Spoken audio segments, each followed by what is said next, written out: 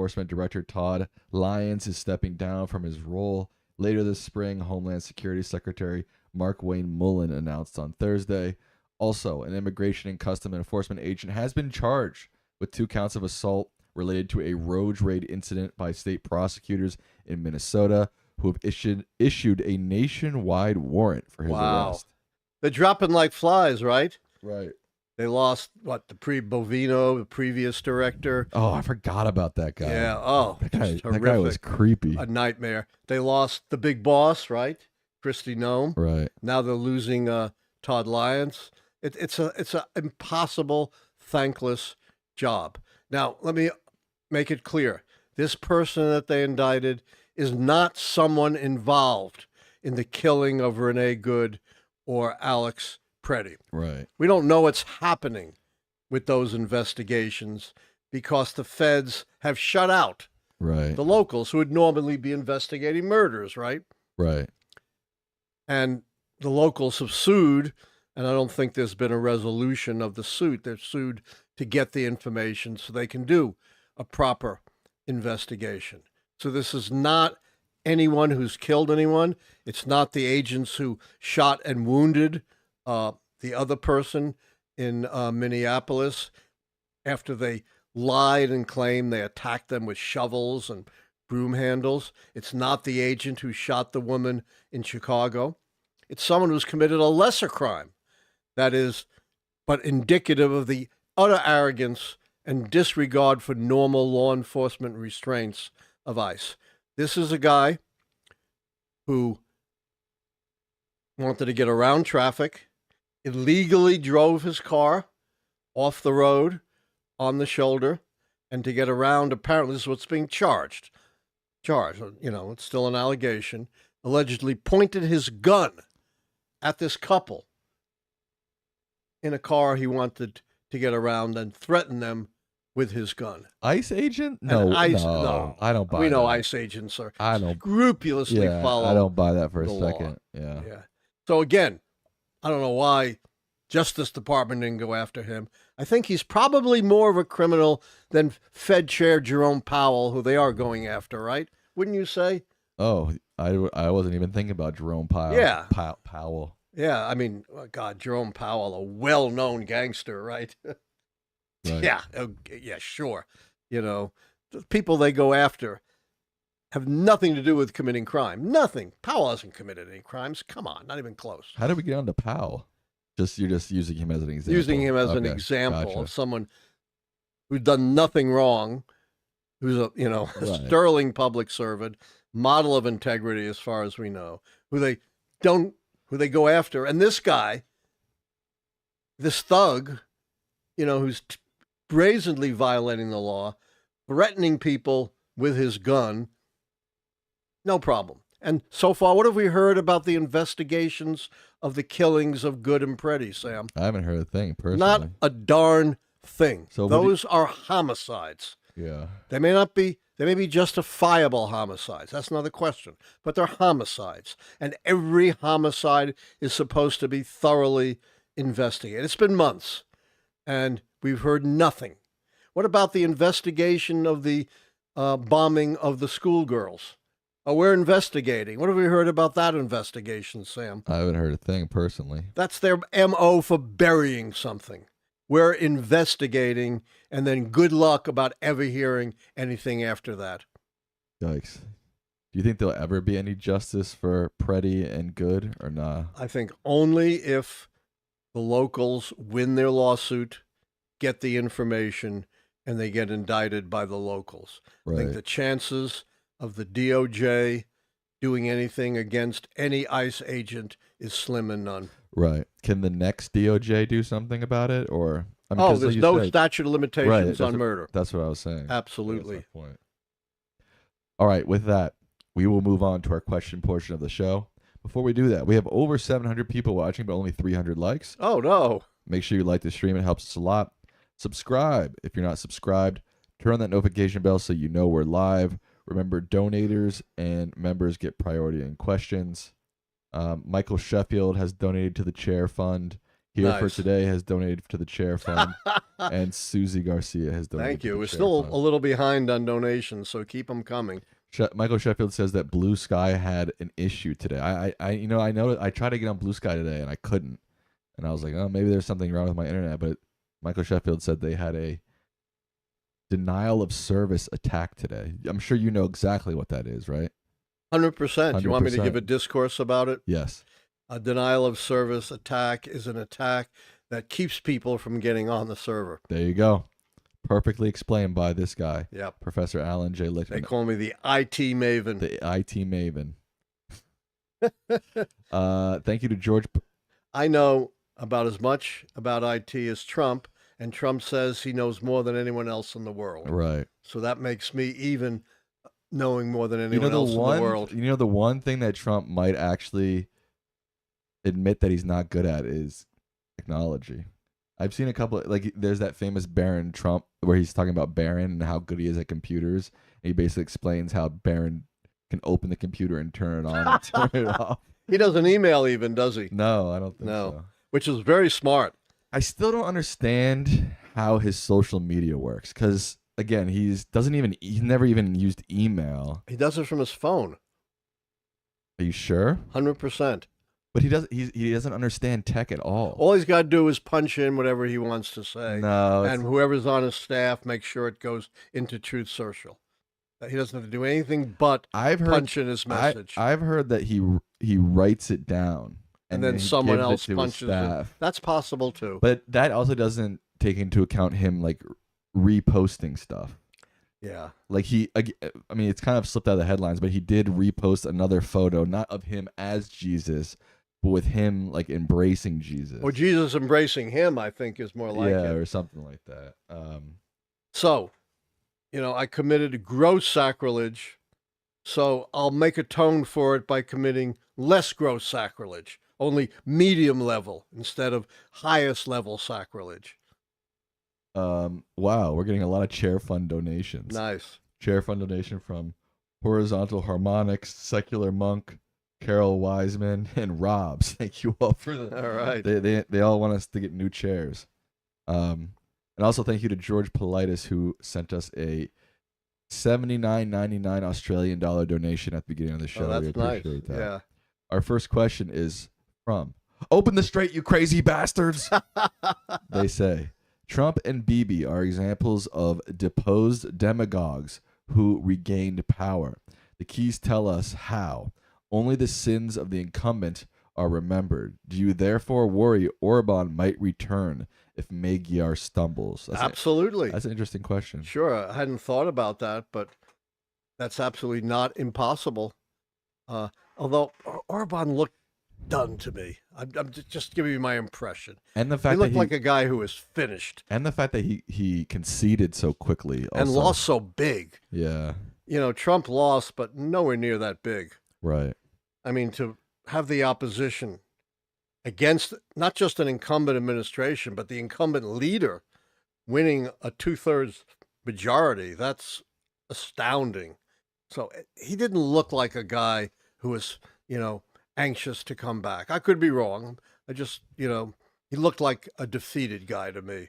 But that's also an interesting point that both Trump and Bibi, people thought they might be gone forever. They were done, yeah. And now they're both back, and now they're both causing war and death in the Middle East. That's pretty horrific. Yeah. You agree with that? Yes. That reminds me of an old line from Edgar Allan Poe. Where the traveler meets aghast, sheeted memories from the past. Wow, that was pretty good. Not bad. Can I tell you the truth? I don't know if I could quote a single Edgar Allan Poe. Oh, that's too bad. How about the Raven? Quoth the Raven nevermore. No, Once upon a midnight dreary, while I pondered weak and weary over many a quaint and curious volume of forgotten lore, quoth the Raven nevermore. Pretty good for an old guy. Remember that. Wow. This is a $5 donation from Alex Kawa. Yesterday, all but 7 Senate Dems voted to block arms to Israel. This was unthinkable until very recently. Do you think this is a sign of changing tides? Absolutely. I've made this point myself many times. You've heard me. I have been a staunch supporter of Israel's right to exist as a Jewish state. That doesn't mean I support any particular government of Israel any more than I support a particular government of the United States. And I've said this many times. I think Netanyahu is a bloodthirsty leader who's caused untold, unnecessary death and destruction. Doesn't mean Israel can't defend itself, but he's gone way beyond that. And he's made Israel an international pariah, and even a pariah among his erstwhile, how about that for a big word? That's a good one. His erstwhile Democratic allies here in the U.S. And let me explain to you. I've said this many times, but it doesn't come through in the mainstream media. Okay. Why do all these Christian nationalists so fervently support Israel? Because they believe that there's going to be like a rapture or something in Israel. Yes, the second coming after the Battle of Armageddon. And what's going to happen to the Jews? They die. They get worse. They get consigned to hell unless they convert. So this has nothing to do with supporting the Jews or Judaism. It has everything to do with their apocalyptic vision of the second coming and the destruction of the Jews. There'll be no Jews left after the second coming. Either they'll have converted or they'll be down in the basement. There's plenty of valid criticisms for the mainstream media. I don't think you can ever expect them to to actually talk about the rapture and Jews being damned to hell when they're talking to a Republican about Israel. I mean, it'd be kind of epic if they did, but I'm not holding my breath for it. I have a whole section of my 2008 book, White Protestant Nation, The Rise of the American Conservative Movement, a whole section of the book on why white nationalists, right-wingers support Israel so unconditionally. Can you imagine? And it's not good news for the Jews. Can you imagine, what's her name? Dana Bash interviewing some Republican She congressman can interview me. and being like, well, do you only like Israel because you think there's a rapture coming and Jews are all going to be banished to hell? Dana Bash, we want to see you do that. Come on. Yes, we do. Or you can just interview me. Yeah. A couple more It's all in my book. couple more chair fund donations. Wow, they're really down in my chair, aren't they? Yeah. From Glow and Bob Boy QC. Thank you for the chair donations. Your foot okay? Or your knees okay? Just stretching. Just stretching. Do you think Trump attacking the Pope will affect the midterms even more? That's a question for you. Did you hear that? Yes. Oh. It's not going to help. Right. Harry Enten, who's about as good as a poll analyst as they come.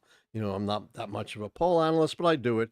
He says, the gap in approval between Trump on the one hand and the Pope on the other hand is monumental. It's like, 35, 40 points, unheard of. So, yes, I do think the attack on the Pope, again, there's a long, long way to go. And with Trump, all kinds of things are going to happen between now and the midterms. But it's certainly not a good thing for Republicans to be going after Trump, particularly when the swing vote is Catholics. Protestants are pretty solidly Republican. Right. Jews and the non-religious are pretty solidly Democratic. It's the Catholics that swing it. Biden won the Catholics in 2020. Trump won them in 2024. That made the difference. But aren't most of the Catholics in the Northeast and California? I guess there's a lot of Hispanic Catholics in the Southwest. That's true, yeah. Arizona, Texas. Yeah. Yeah. Are the aggressors in a war typically the winner or the loser? That's hard to answer. That's hard to answer. How many I wars would say do you think typically the loser, but not strictly at all. Certainly World War I and World War II, if you want to claim it was the Axis powers and the fascists that were the aggressors, they were the losers. Right. There are many who believe the United States was the aggressor in Vietnam, right? And we lost that war. Right. Another chair donation from Magnolia. We appreciate that. This is from Free Throw Guy. What former president, dead or alive, would you pick to lead this nation after Trump leaves, and why? That's a good question. It's for both of us. Yeah. Do you want me to go first, or do you want to go first? It doesn't matter. Go. You know who my favorite president is, Sam. FDR. FDR. He's the only president to lead us through the worst depression and the worst war, except maybe for the Civil War, but the worst international war in American history, and did both of them very, very successfully.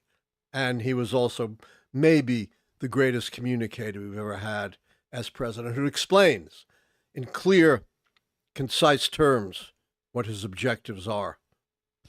I think my answer would actually be George Washington, because It's a good answer. we're so controlled by party politics. The president now has so much power.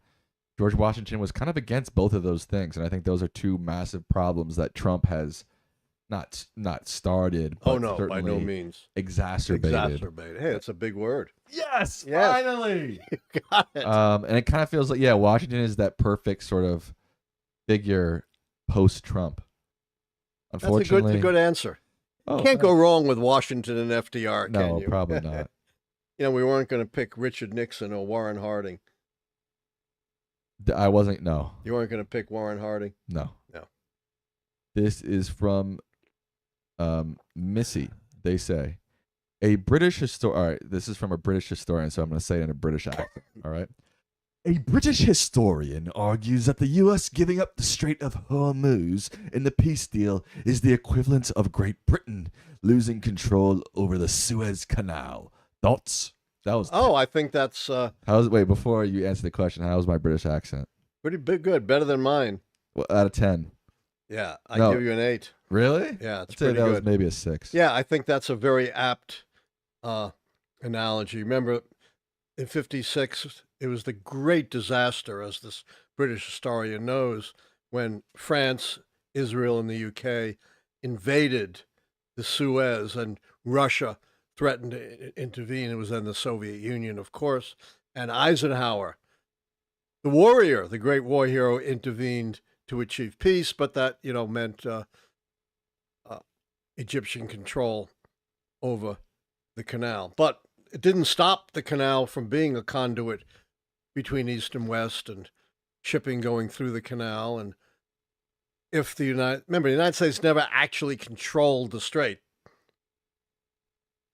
so it's not exactly analogous to the Suez. It was never in our control. This is a question from our resident Giants fan and Mets fan, we've learned, James LaGruta. It's now baseball season and basketball playoffs, so it's a good time for sports. Yes, and the NFL draft coming up in a couple of weeks. Right. A lot going on. People who've been watching a long time know that we are a politics podcast, but we're also a sports podcast, okay? Right, so any sports questions are right up our alley. We're like Tony Kornheiser and Michael Wilbon. Except we're better looking. If you say so. Yeah, it's not hard. This is not a sports question, though. Oh, It's just from our resident sports Giant fan, James LaGruta. They say, as a cradle Catholic, now under religious vows, I'm still appalled by how much he won, I guess Trump, the Catholic vote, by the largest margin since Ronald Reagan. correct. His support among Catholics has dropped to under 50% since the war and Correct. his attacks on the Pope, which they voted for. Why did so many Catholics support him in 24? It's a very good question. And I can give you a one-word answer: abortion. But they already won. Like it was over. The battles are all over the states still. It's not a definitive issue. There's the whole question of mifepristone and abortion by pill. So by no means is the issue over. Fair point. Thank you, TJ Election, for gifting 5 memberships. We appreciate that. Oh, nice.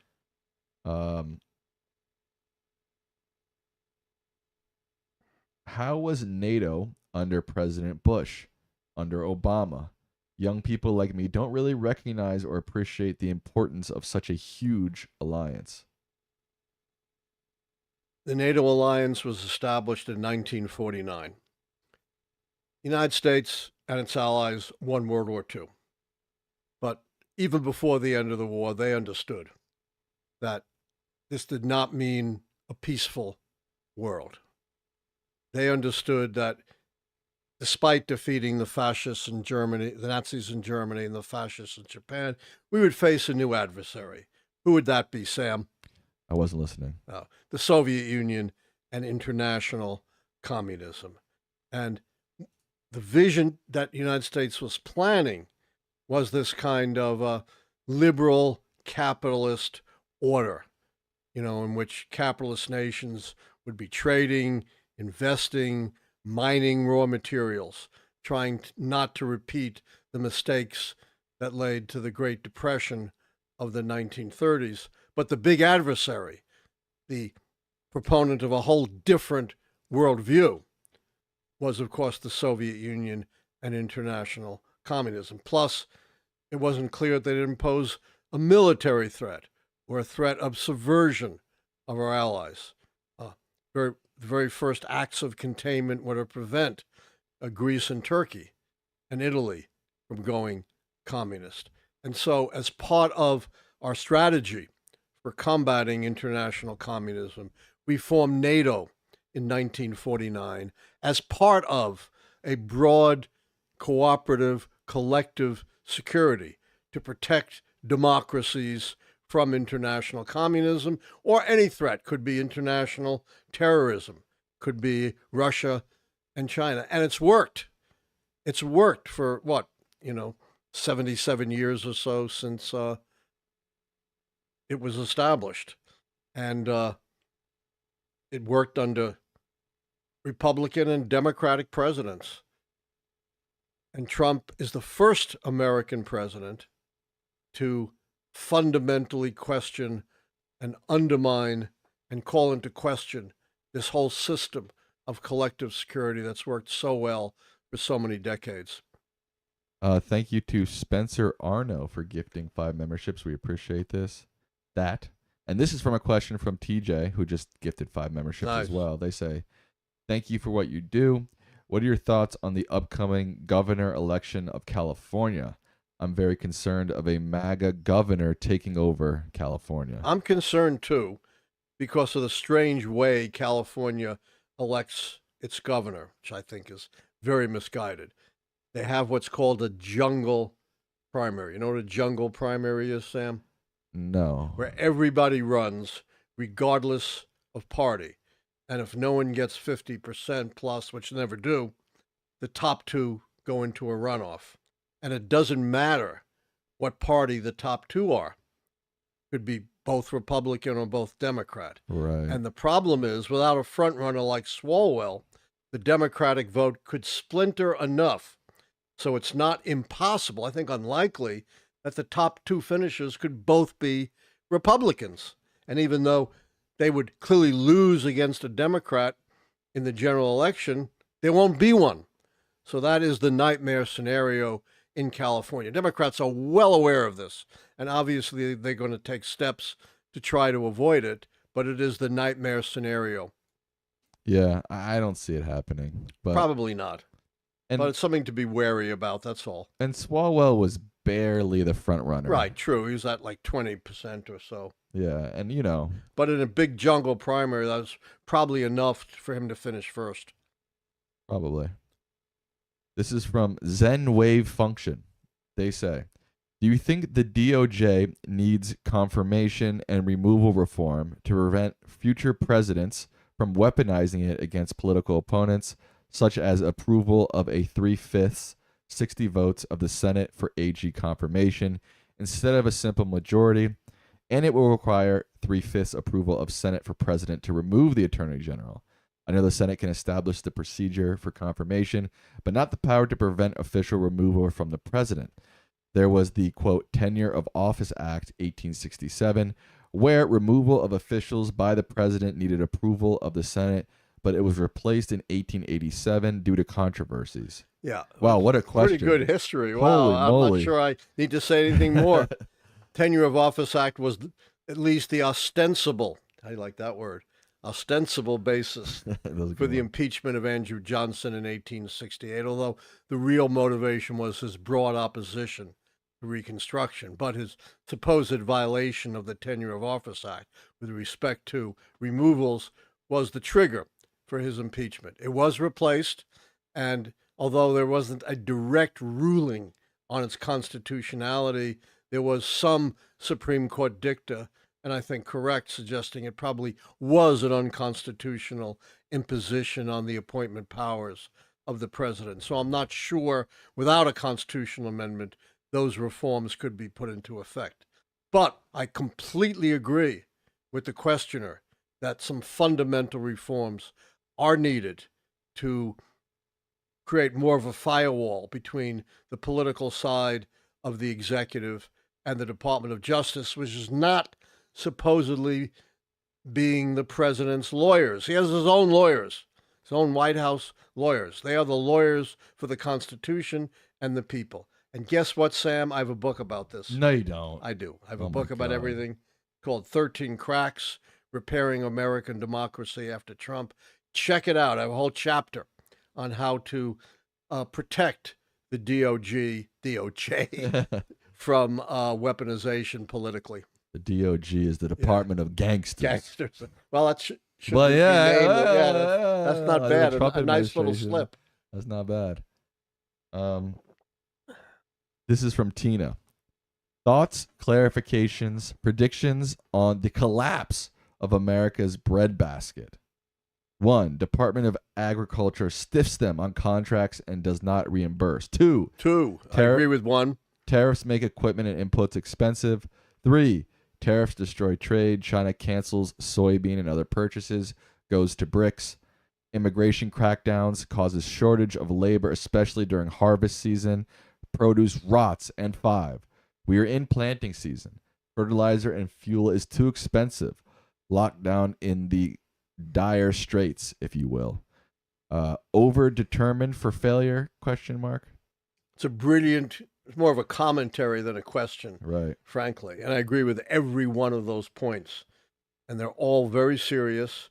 And of course, Trump's answer to every problem is buy it off, bribe them. And, he's tried to appropriate some funds to bail out the farmers. It's not nearly enough. And, you undermine America's food supply and everything else is imperiled as well. And we're getting nothing out of any of the stuff that this brilliant questioner points out. So I very much agree with what is being said there. And I just saw this article come up today. Europe has maybe, quote, 6 weeks left of jet fuel. The head of the International Energy Agency has warned. Wow. I'm supposed to go to England in June. That's about 6 weeks away. May not be able to go. Well, yeah, it depends what airline you're flying. If you're flying, I'm flying United. If you're flying United from the U.S., you should be fine. But can I get back? There, but I don't know if you can get back. That's the question. Yeah, I might have to swim. Yeah, get your floaties on. Yeah. People have swam across the Atlantic before, right? No, no one swum across the entire I Atlantic. thought that's happened. No, they swim across the English Channel, but not the entire Atlantic. I think people people do it and like a boat follows them. I'm pretty sure it's been done. Check it out. I don't think so. Hey Siri, has anybody swam across the Atlantic from North America to Europe? Yes, in 1990, Guy Delige was the first man to swim across the Atlantic Ocean, from the Cape Verde Islands to Barbados. In 1998, Benoit Lacombe became the first person to free swim across the Atlantic Ocean, swimming 3,700 miles in 70 Good grief. How is that possible? I told you. I don't know. I think Siri's pulling your leg. Okay.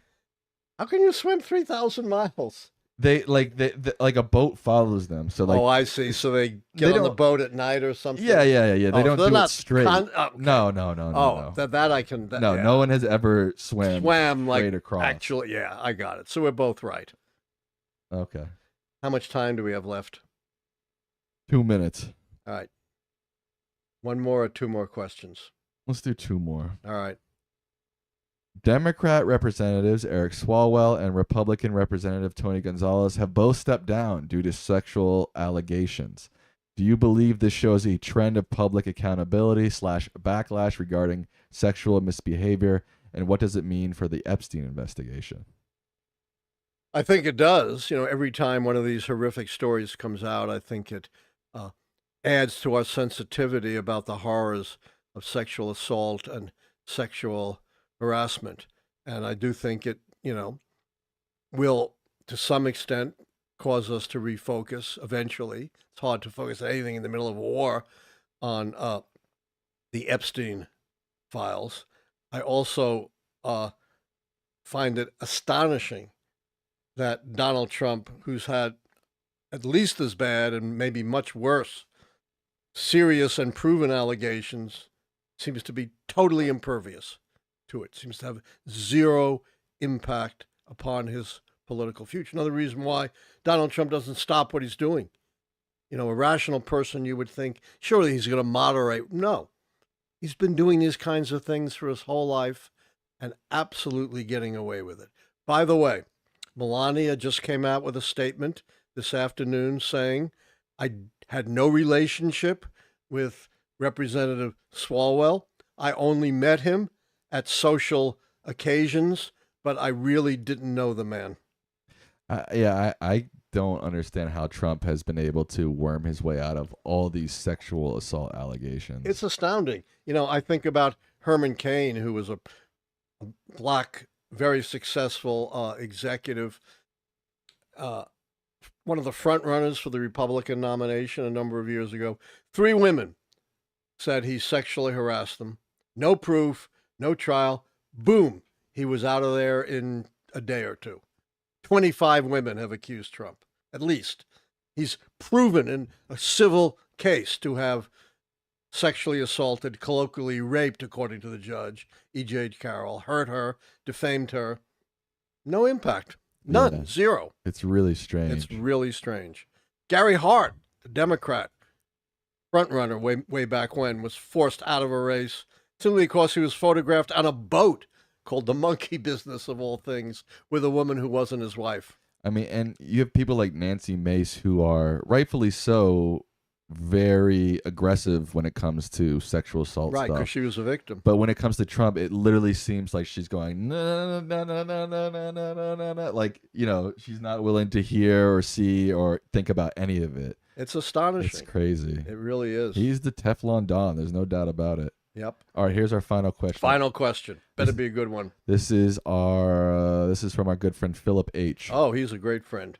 Besides FDR, who would you rate as the best president in the U.S. considering overall benefit to the people, trade, economy, conservation, GDP, and UNEMP?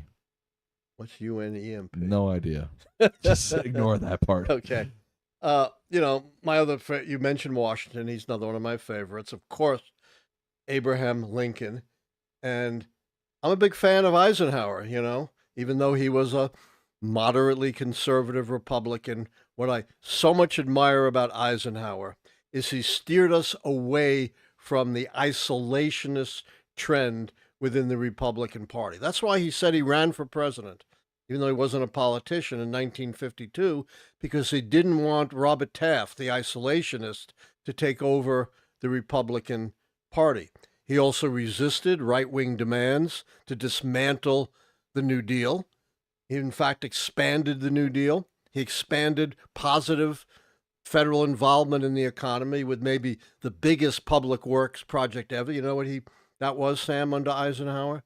Federal highway system. And he stoutly resisted lots of pressure to get involved in wars in Southeast Asia and the Middle East. We can learn a lot. The things I don't like about Eisenhower. It was too conservative for my taste, but there are important things we can learn from him.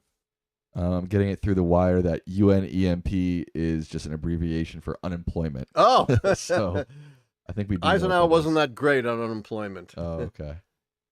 With that, we will wrap up Lichtman Live for the evening. I want to give some shout outs to some donators. And yes, I said donators. Secular Monk, Michelle, good friend. Turbid TG, Michael Sheffield, Library, Jester Cafe, Luis Lojas, Here for Today, Susie Garcia, Ray's Back, Caesar Vidal. Thank you all for your donations. We appreciate that. The chair fund is open for business. I've hated these chairs for so long. I'm so glad the chat is finally on board with me.